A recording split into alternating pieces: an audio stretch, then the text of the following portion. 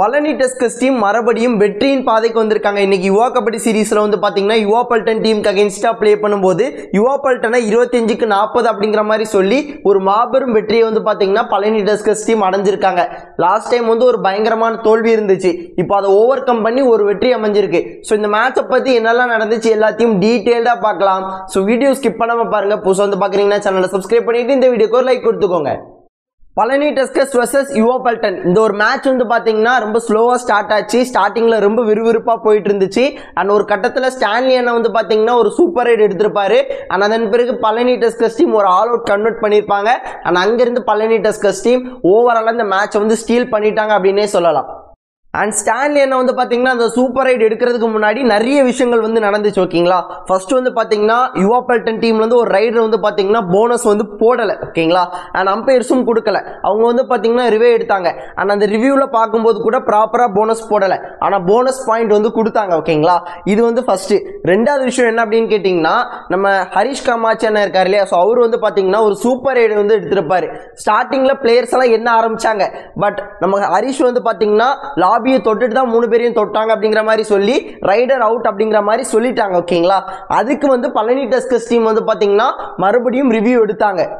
ஆனால் அந்த ஒரு ரிவ்யூ வந்து பார்த்தீங்கன்னா அவங்க ப்ராப்பராக எடுக்கலை. ஓகேங்களா, ப்ராப்பராக டெலிகாஸ்ட் வந்து பண்ணலை. ஸோ அது வந்து எனக்கு ரொம்ப வருத்தமாக இருந்துச்சு. இவ்வளோ பெரிய டோர்னமெண்ட் நடத்துகிறாங்க, அந்த ரிவ்யூவை ப்ராப்பராக அவங்களால காமிக்க முடியல அப்படிங்கிற மாதிரி ஒரு பெரிய வருத்தம் இருந்துச்சு. ஆனால் அது மட்டும் இல்லாமல் அந்த ரைடில் வந்து பார்த்தீங்கன்னா 3 டிஃபெண்டர்ஸ் வந்து டார்கெட் பண்ணியிருந்தாங்க. Jersey number 7, 8, 10. ஓகேங்களா, ஜெர்சி நம்பர் 1 வந்து பார்த்தீங்கன்னா அங்கே வேற ஒரு அந்த கார்னர் பிளேயருக்குள்ள கைக்குள்ளே வந்து இருக்கான். ஆனால் அவனுக்கும் இதுக்கும் சம்மந்தமே கிடையாது. ஃபர்ஸ்ட் ஜெர்சி நம்பர் 7, 8, 10 தான் அங்கே நிற்க வைக்கிறாங்க இந்த ரிவ்யூ எடுக்கும்போது.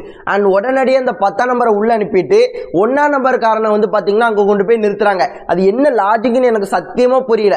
அப்படி ஜெர்சி நம்பர் 10 அவுட் அப்படின்னா அந்த ரைடு வந்து சக்சஸ்ஃபுல். ஓகேங்களா, ஏன்னா 10ஆம் நம்பர் காரனை தொட்டுட்டு தான் லாபிக்குள்ள போயிருக்காரு. 10வது நம்பர் காரனை தொடாம போயிருந்தார் அப்படின்னா அவுட்.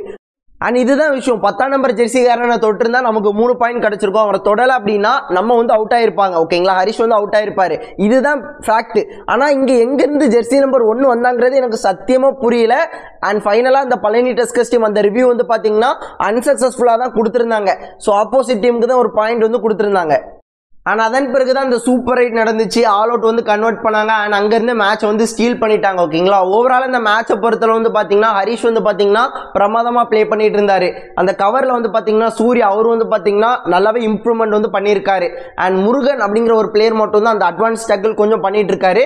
பட் நேற்றை கம்பேர் பண்ணும்போது அந்த அட்வான்ஸ் டேக்கிள்லாம் கொஞ்சம் குறைச்சி டீம் காம்பினேஷனாக டேக்கிள்ஸ் எல்லாமே பயங்கரமாக பண்ணிட்டு இருந்தாங்க. அதில் முக்கியமான காரணம் வந்து பார்த்தீங்கன்னா நம்ம சக்திவேல் அண்ணன், உங்க எல்லாருக்குமே தெரிஞ்சிருக்கும். அண்ட் இந்த சைடில் வந்து பார்த்தீங்கன்னா ஸ்டான்லி என்னன்னா இன்னொரு கார்னர்ல வந்து விட்டுட்டாங்க. ஓகேங்களா, ஸோ அவருமே நல்லாவே பண்ணியிருந்தாரு.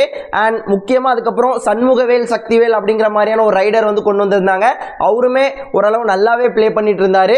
ரஞ்சித் அண்ணனால பெருசாக பாயிண்ட் எடுக்க முடியல. அந்த இன்ஜுரிக்கு அப்புறம் அவரால் பெருசாக பாயிண்ட்ஸ் எடுக்க முடியல. அண்ட் அவர் வந்து நிறைய ரைட்ஸுக்கும் போகலை. ஓகேங்களா, அப்படி பார்க்கும்போது அவரையும் நம்ம குறை சொல்ல முடியாது.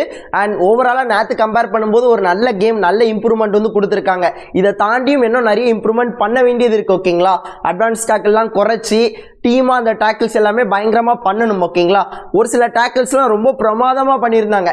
அண்ட் ரொம்ப நல்லா இருந்துச்சுங்க. நேற்று கம்பேர் பண்ணும்போது இன்னைக்கு டீம் அப்படியே ஆப்போசிட்டாக தெரிஞ்சாங்க.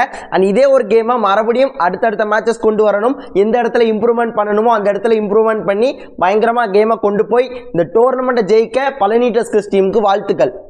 அண்ட் நாளைக்கு வந்து பார்த்தீங்கன்னா பழனி டஸ்கர்ஸ் டீம் யுவா டீமுக்கு அகேன்ஸ்டா ப்ளே பண்ண போகிறாங்க. ராஜகுரு அண்ணனோட டீமுக்கு அகேன்ஸ்டா மேட்ச் வந்து பார்த்தீங்கன்னா தரமாக இருக்க போகுது. நாளைக்கு சாயங்காலம் 5 மணிக்கு இந்த மேட்ச் வந்து ஸ்டார்ட் ஆகும். ஃப்ரீயாக ஃபேன் கோடில் பார்க்கலாம். யூடியூப்பில் சர்ச் பண்ணி பார்த்தா கூட கண்டிப்பாக வரும். ஓகேங்களா, அண்ட் அவ்வளோதான் நண்பர் வீடியோ. ஸோ இவ்வளோ நேரம் வீடியோ ஸ்கிப் பண்ணாமல் பார்த்து உங்கள் எல்லாருக்குமே நன்றி. இதே போல நல்ல வீடியோவில் நாளைக்கு பார்க்குறேன். அது வரைக்கும் tata, bye bye, see you நண்பா. அண்ட் குற்றம் குறைகள் ஏதாவது இருந்துச்சுன்னா மறக்காம கமெண்ட் சொல்லுங்கள். ஸோ அடுத்த வீடியோவில் வந்து கண்டிப்பாக திருத்திக்க முயற்சி பண்ணுறேன்.